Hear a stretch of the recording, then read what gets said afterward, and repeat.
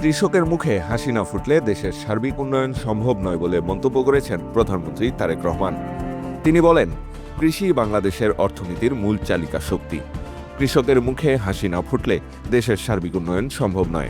মঙ্গলবার 17 মার্চ সচিবালয়ে কৃষক কার্ড নিয়ে এক পর্যালোচনা সভায় তিনি একথা বলেন। সভায় সভাপতিত্ব করেন প্রধানমন্ত্রী। কৃষকদের দোরগোড়ায় সরকারি সুযোগ সুবিধা ও প্রণোদনা যেন সরাসরি পৌঁছে সেই উদ্দেশ্যে কৃষক কার্ড চালুর উদ্যোগ নেন তিনি। সভায় কৃষকদের জীবনমান উন্নয়ন ও কৃষি খাতে আধুনিকায়নের কৃষক কার্ড চালুর অগ্রগতি সহ বিভিন্ন বিষয় নিয়ে আলোচনা হয়।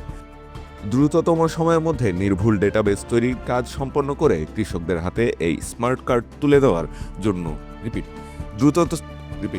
দ্রুততম সময়ের মধ্যে নির্ভুল ডেটাবেস তৈরির কাজ সম্পন্ন করে কৃষকদের হাতে এই স্মার্ট কার্ড তুলে দেওয়ার জন্য সংশ্লিষ্টদের নির্দেশ দেন প্রধানমন্ত্রী।